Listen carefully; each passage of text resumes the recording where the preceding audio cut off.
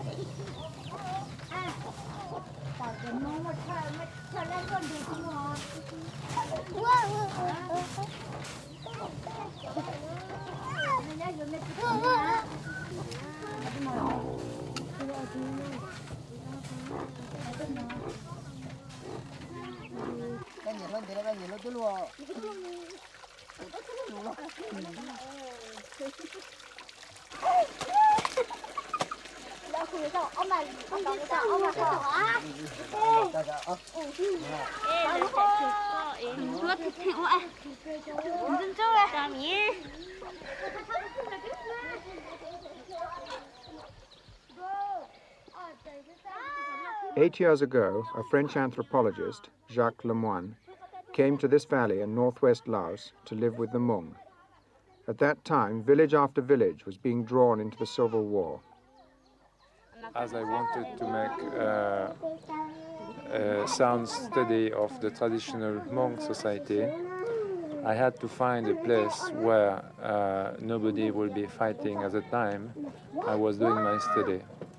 And so I finally chose this village because this village had no engagement in the war at all. Actually, they had an experience in 1962 on the other side of the Mekong River, and they just left the war behind them. They have been granted guns, American guns, to be part-time guerrilla themselves. But as soon as they saw what was the meaning of the war to them, they just gave back the guns and crossed the river and came here to settle in peace. My first difficulty was that they thought I came here to try to recruit them again. The first question they asked me was, "What do you want our names for? You know, we don't want to get involved in anything." It took me a year and a half to get the first spontaneous smile of greeting from them.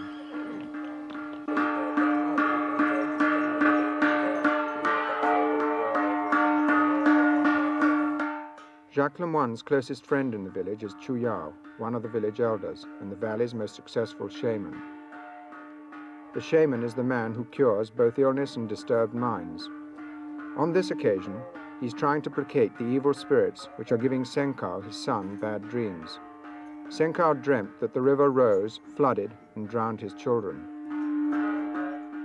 Miao is calling his troop of auxiliary spirits to assemble at his altar to help drive away the nightmares.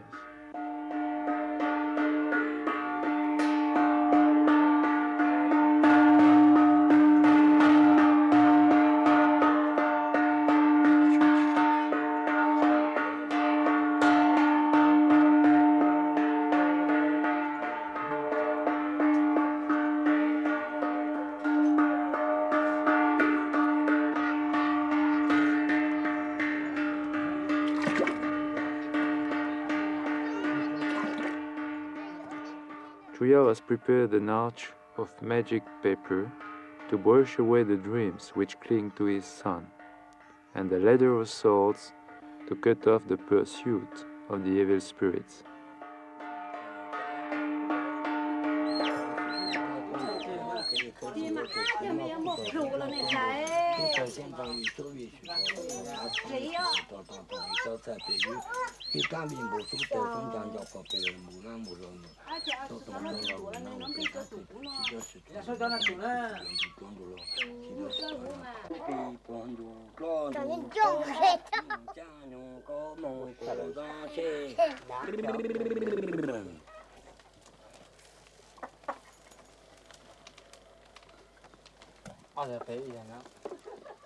When a disease is not attributed to the spirits, the monks seek the aid of drugs, Western or traditional.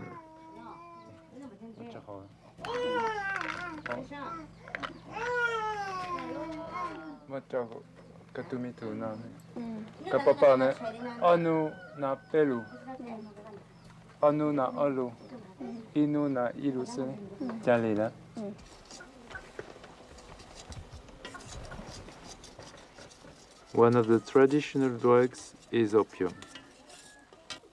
It's not only a medicine for the monk, they smoke it for pleasure. It's also an important way of making money with the lowlanders. Once a week, about, Chuya refines a small amount of raw opium for the household's consumption and for entertaining friends.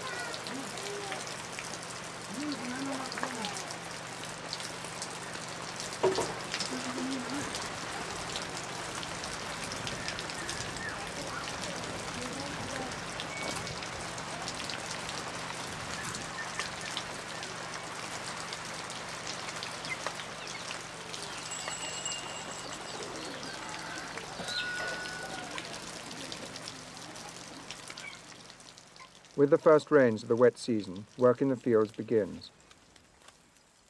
In the hills, land is no problem. Every year, the Miao burn off different areas of forest to make new fields. The old slopes are left to regenerate themselves. This type of hill farming is called slash-and-burn agriculture.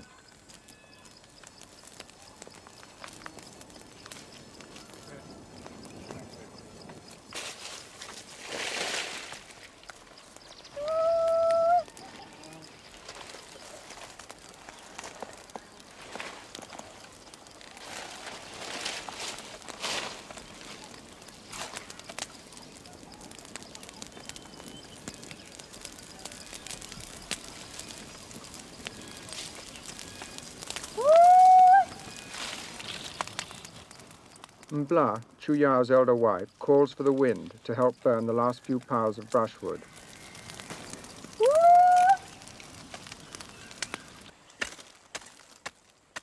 Now, after the rains, Zhao, his younger wife, begins planting maize.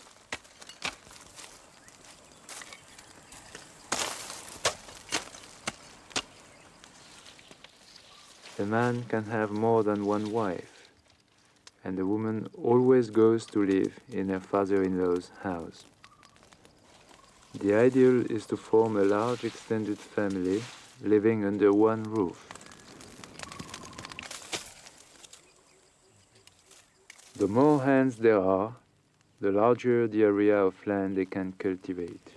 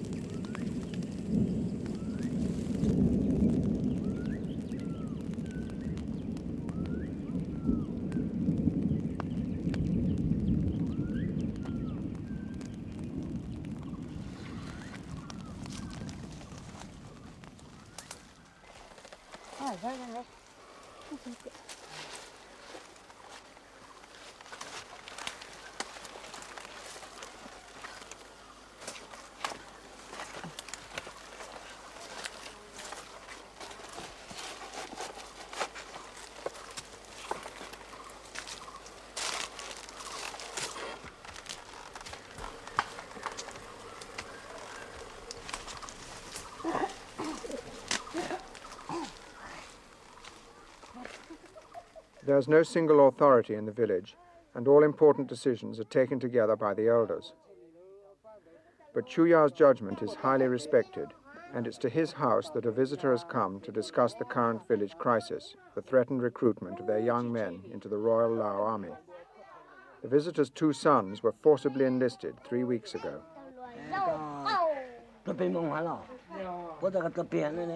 Did you manage to get your 2 sons released? I went up to Luang Prabang to the military camp there. For 10 days I struggled with the army to let my sons go free. They refused.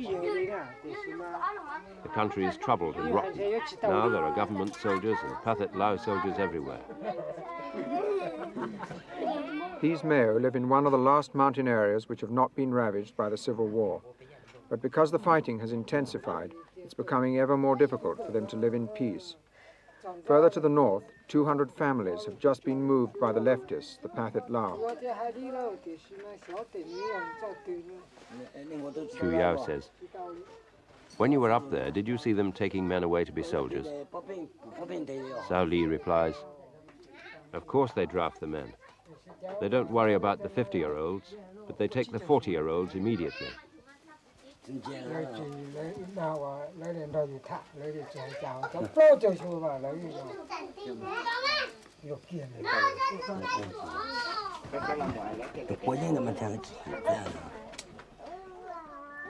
the past, the villagers have been able to avert threats to their own neutrality. The elders have shown great diplomacy in making soldiers from both sides aware that they are not welcome in the valley. Now, for the first time, they face the menace of conscription. In the present emergency, Chu Yao toys with the idea of telling the Royal Lao authorities that all his men are opium addicts and unable to fight. If the demands for their men persist, how much longer can these villagers avoid being caught up in the war?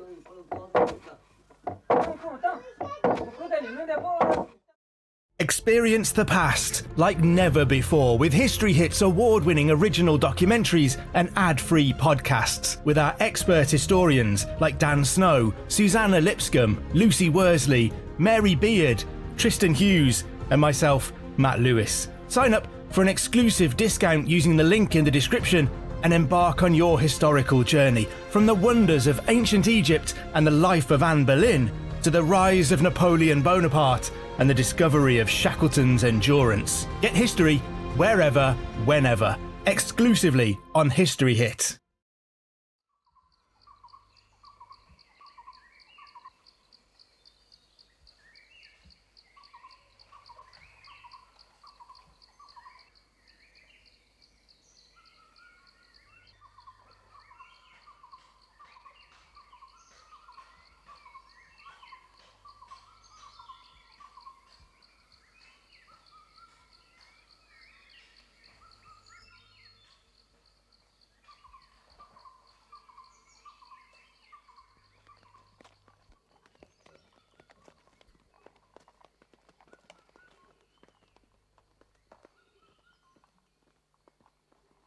Chu Yao continues his role as shaman. He's been asked to exorcise the evil influence which has been haunting the house of Vang Pao. 2 years ago, he killed his brother whilst hunting, mistaking him for a bear.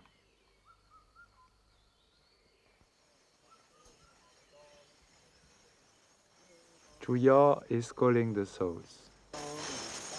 Each person has many souls. The most important being the growing bamboo, the running bull, the reindeer, the shadow and iron souls. The departure of any one of these can bring disease or death. When he sings the souls have arrived, he casts his magic net of iron and checks with the buffalo horns that they have been caught.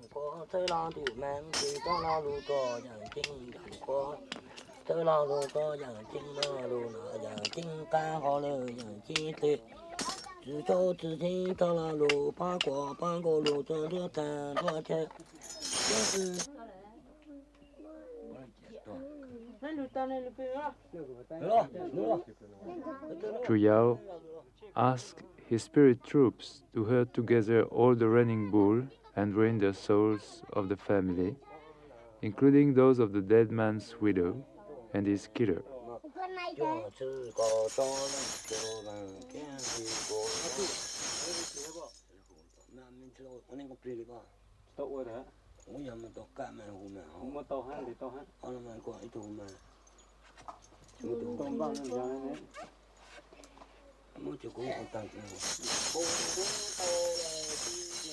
He builds a magic corral around them by borrowing the living soul of a sacrificed pig.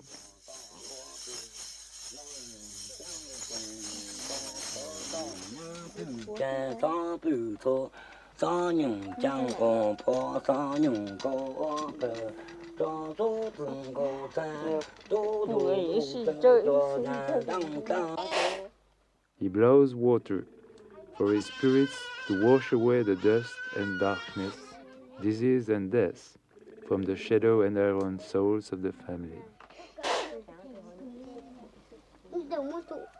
The soul of the pig will be released at the end of the year, and Chuya provides it with paper spirit money for its expenses.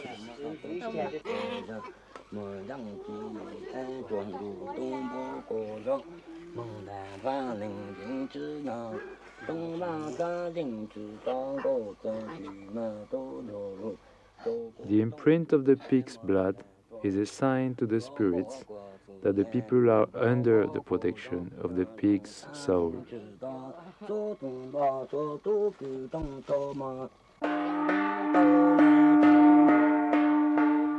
Another pig will be sacrificed to shelter the killer under an umbrella of iron and copper.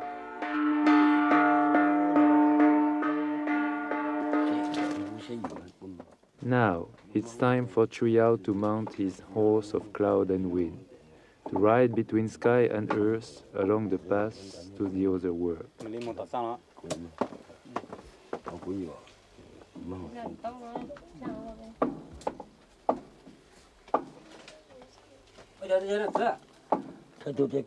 He gives the final instructions to his assistants before his departure.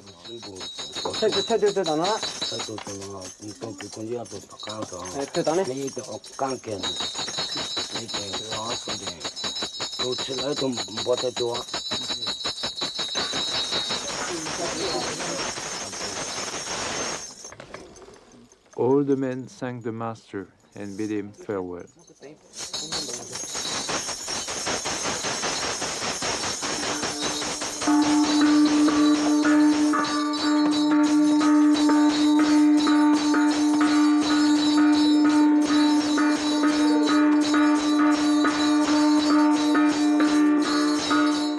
As he rides off, he summons his troops to follow, calling every spirit by name.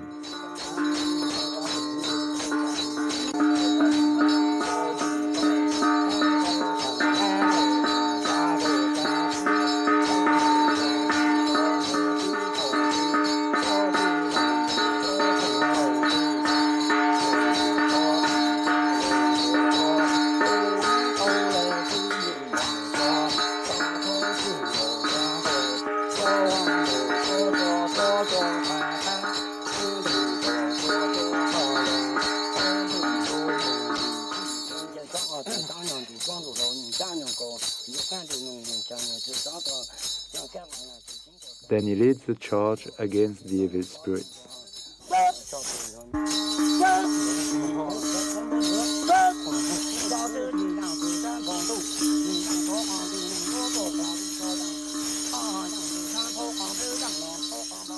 They will be taken away by a sacrificed goat awaiting them at the doorway.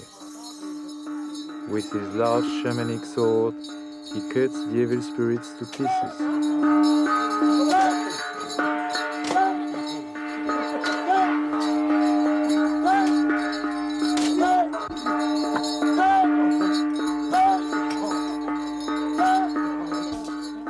The spirits stampede behind the goat, and an assistant speeds them on their way.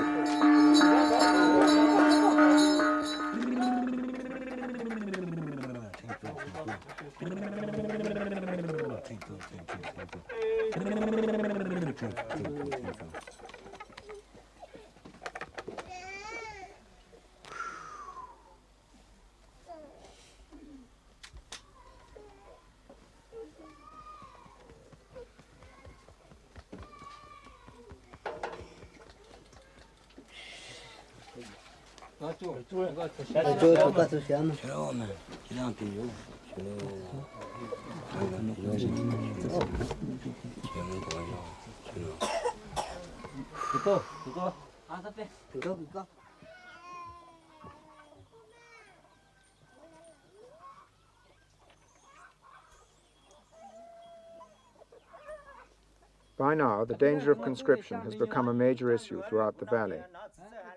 An envoy from another village tells Chuyao the feelings of his clansmen. I asked old Njua what he would think if the Royal Army took his sons away to be soldiers. He said that if he knew his sons were going to be drafted, they would all leave the country immediately. It seems in our village there are 7 boys who are eligible to be drafted, amongst them Chao, my son. I must go and find out tomorrow.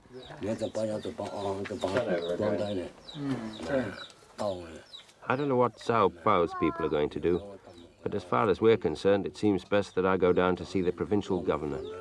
There's a chance we can persuade him to supply us with papers to exempt us from the army.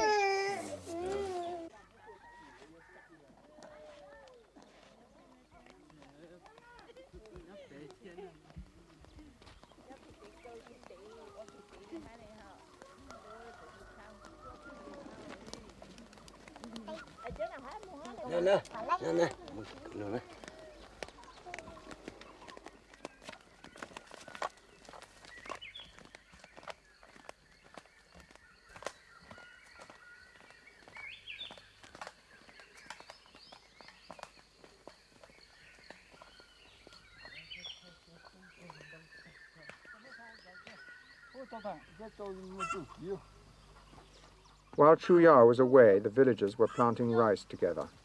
But in view of the mounting uncertainty, some of them were wondering whether it was worth the effort. Would they still be in their valley for the harvest?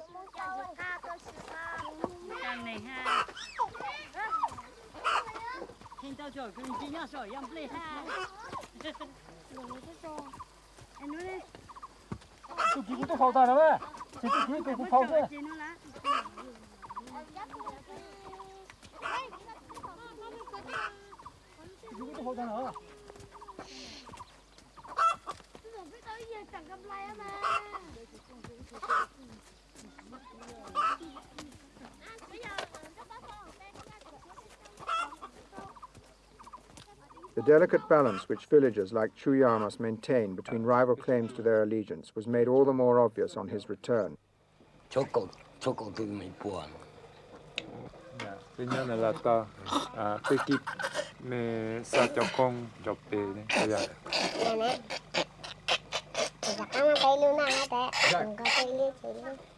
Can you tell us roughly what Chuyao is talking about? Well, we heard just right now that on the very morning, 90 Vietnamese soldiers came to the village down the river. But he said that they will not move on daytime, and they will wait until sunset to send some messengers here to visit him.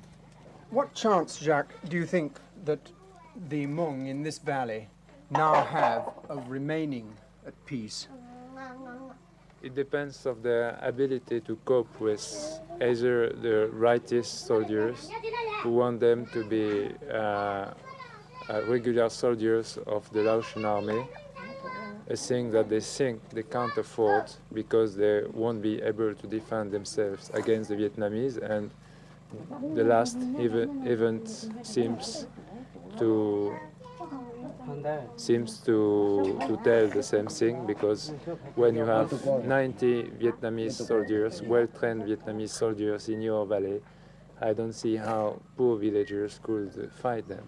So if they can handle the situation, it means to comply with Vietnamese needs for a short time and have them go away from their valley, they might stay at peace.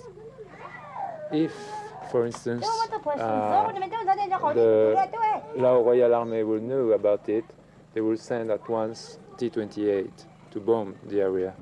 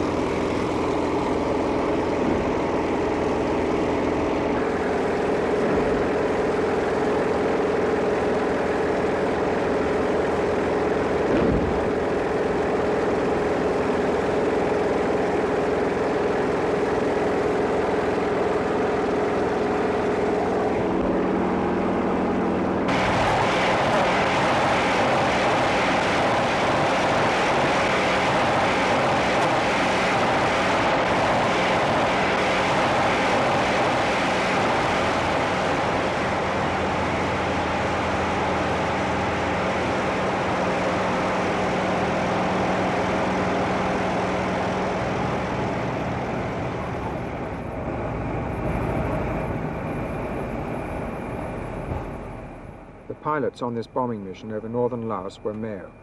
There are 30 Miao pilots flying T-28 bombers over territory which was once their homeland.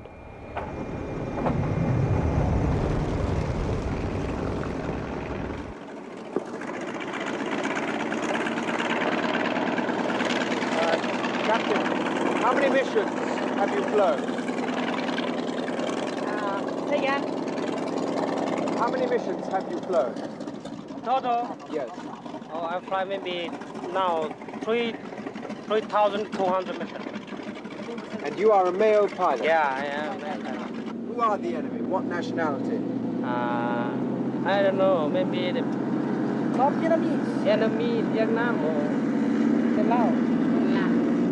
What are the main targets which you go to bomb? I don't know, sir. Maybe I follow leader only. Follow the leader. Yeah. But you must know what you are bombing, no? I must know they are enemy. And we go to bomb enemy. But I don't know. But do you know who the enemy are? I think maybe North Vietnam. John Everingham is the only Western journalist to have been captured by the Pathet Lao. We asked him what happened when the Pathet Lao entered a traditional Miao village. Well, before the Pathet Lao or North Vietnamese actually get to arrive in these villages, the people have always left their village they have two choices, either to stay in the region and go and live in the forest with the Pathet Lao, or to leave the region and go into American-supported refugee camps. Why do they go into the forest? Well, because the Americans are fighting this war with air power, and there is a line of bombing. As the Pathet Lao come down, the bombing follows them, and the people, as soon as they hear the bombing coming within a few miles of their village, they flee into the forest. In the Pathet Lao region, it's even very difficult to make their fields. Every time I was out in the open, every time I saw people out in the open, as soon as a plane came, they had to run for cover. And so if you're out in the field and a plane came, which is very, very often, there are planes almost continuously overhead, the people just had to stay under cover. They couldn't go out and build villages, cut trees, fix their fields. They couldn't. The traditional way of life is just quite impossible. Around here, there is even far more intensive bombing. It's one of the most heavily bombed regions of Indochina. A large and high block of mountains there that once, as I say, supported many thousands of Miao there. And most of those Miao now are either living underground and under the forest, or else they have come down and they are living in the areas which are American controlled and are not being bombed. There's maybe 150,000 of them living in these regions, I believe. The Miao live in the highlands of Indochina, and these highlands have seen continuous fighting for the last 30 years. In the civil war in Laos, the mountainous region in the north has been the battleground between the American-backed Royal Lao forces, principally the Miao, and the Pathet Lao with their North Vietnamese allies. Today, the Pathet Lao control most of the highland areas, and those Miao who have opposed the Pathet Lao and North Vietnamese have been forced to leave their homelands and flee further and further south. Now, over 100,000 Miao refugees are crowded into camps in the last highland areas before the plains of Vientiane.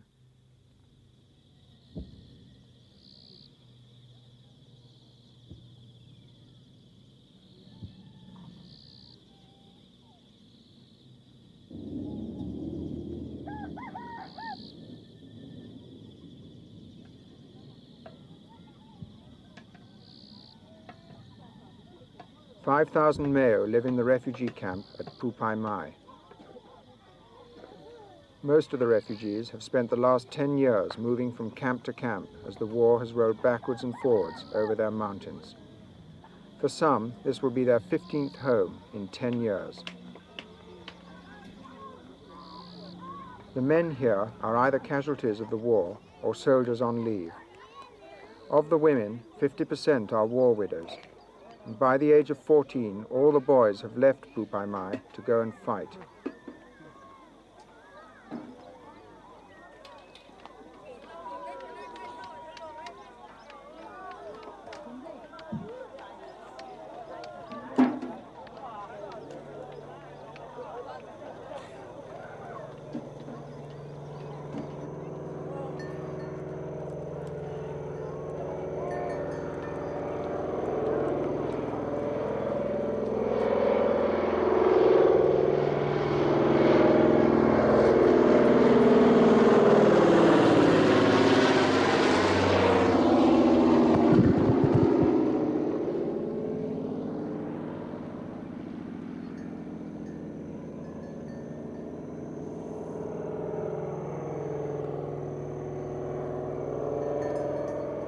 "447, 447, are you dropping rice or cornmeal? Over."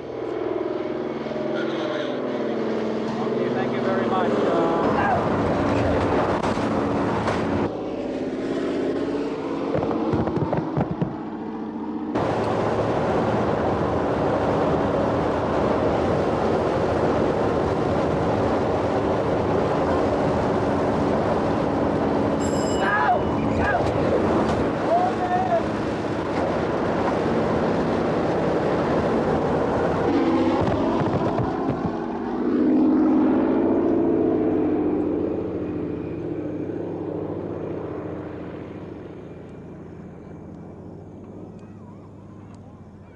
You don't see many animals in Phu Pai Mai. They had to be left behind in the moves. There isn't enough land for the people to farm. But some keep seeds in anticipation of the day when they can return to their ancestral villages in the north.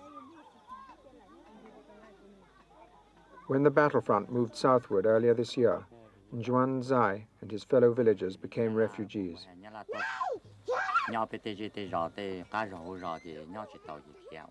We had to leave our village because Pathet Lao and North Vietnamese soldiers came very close. And there was fighting between them and Royal Lao soldiers.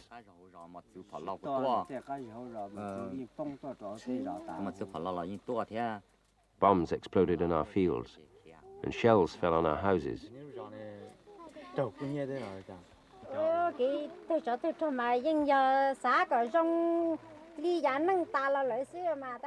The war has brought us nothing but misery. My only wish is that the fighting should stop in our troubled land so that we can all return to our villages. We just want to begin our peaceful lives again, like they were before the fighting, when we could grow our rice and look after our animals.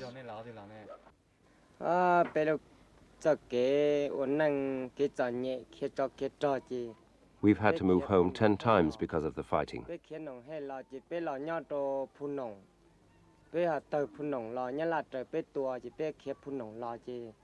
We moved from Nong Het to Punong, from Punong to Latwa, Latwa to Padong, Padong to Pa Cao, Pa Cao to Tia Siong, Tia Siong to Pupai Mai.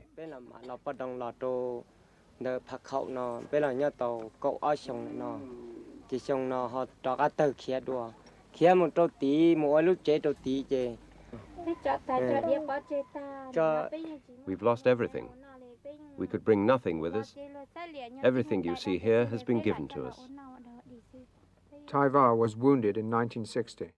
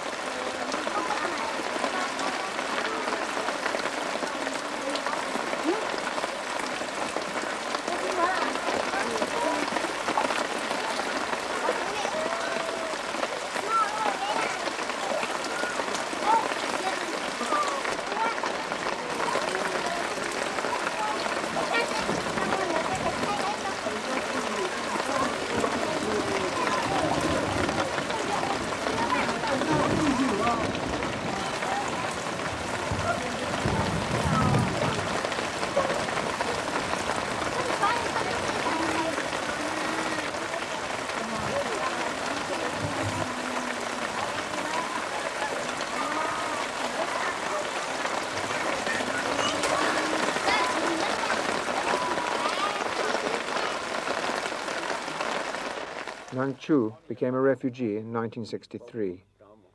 He's lost his 5 brothers in the fighting, and his 2 wives died of malnutrition as they fled southwards through the mountains.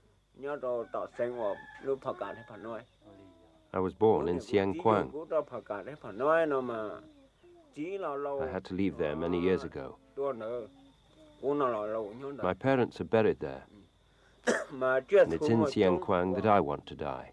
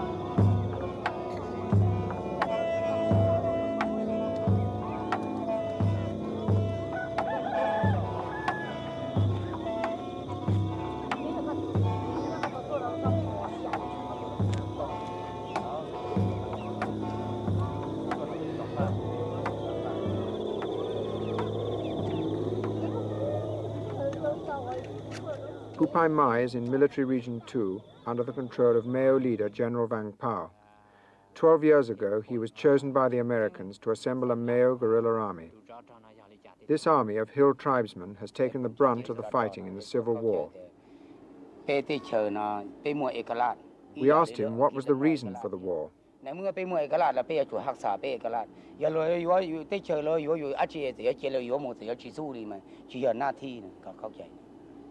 The general is saying that we have a territorial boundary and also our independence, just like your country.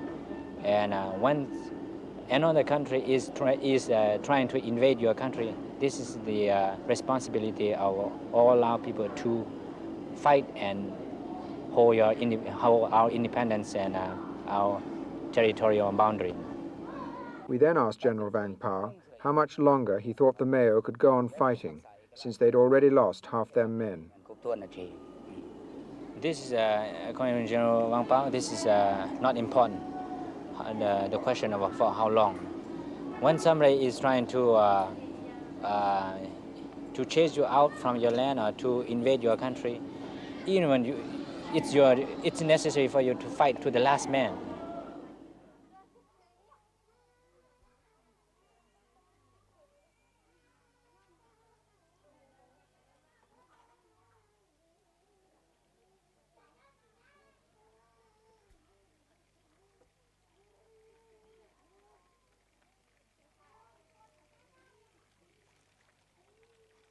During the major offensive earlier this year, General Vang Pao moved 3,000 Miao refugees down to these barracks in Vientiane. There were no more hills for them to go to.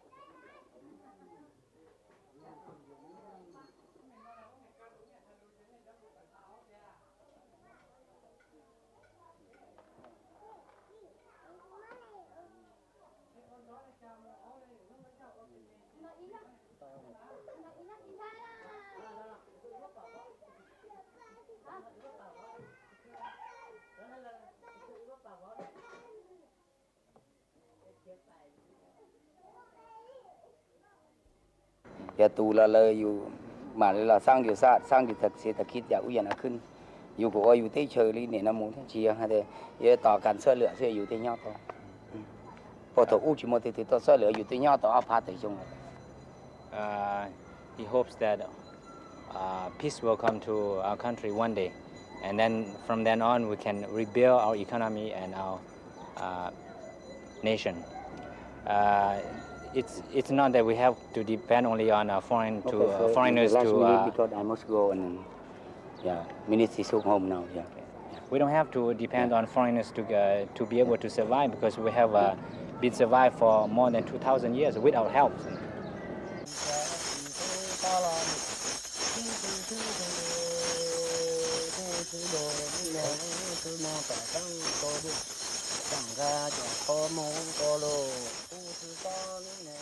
Rise up, old souls. Rise up and come back. Mothers and daughters, sons and grandsons, young and old, rise up and come back. Whether you fell on earth or fell in water, rise up and come back. Even if you have changed into wandering ghosts, rise up and come back to find a house, to find parents, to find a bed.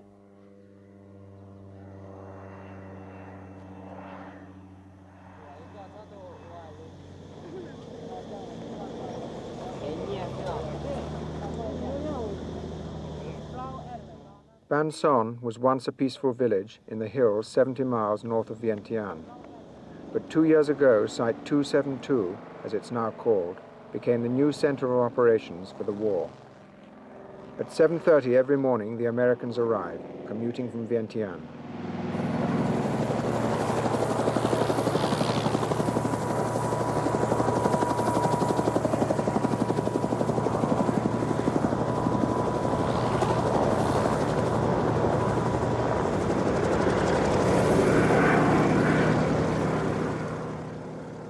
900 flights a day land here.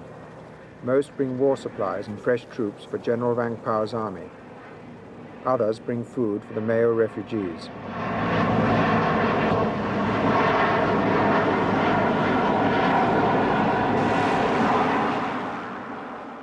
For the Miao, Ban Son is a crossroads. The refugees wait here in the hope of a lift back to their villages.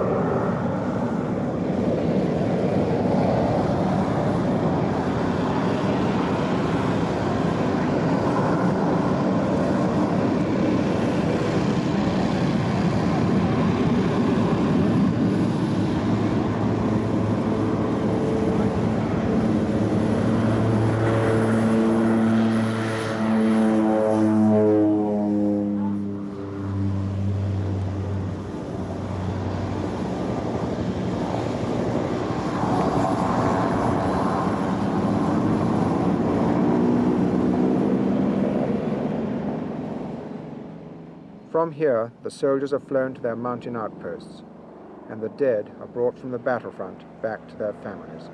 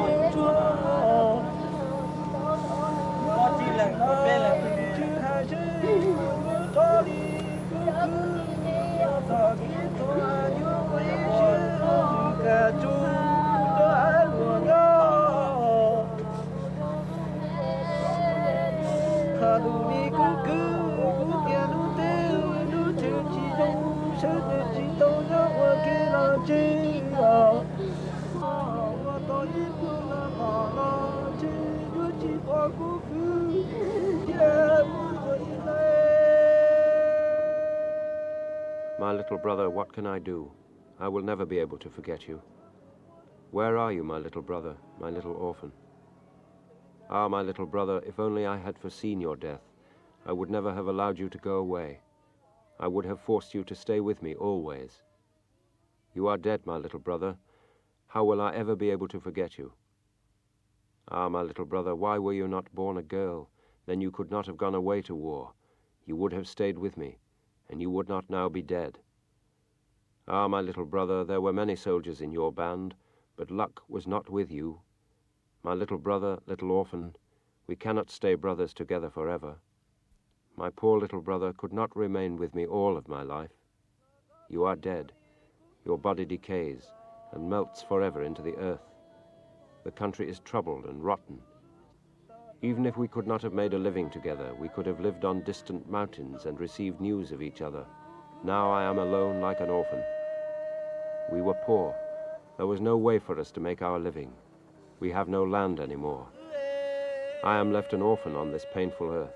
I have no younger brother to come and help me when I am in need. Our soldiers are only a barrier. We are a fence to protect people of other races. Fighting has overrun the country. We have no homes left, and my little brother is dead. He is no longer with me.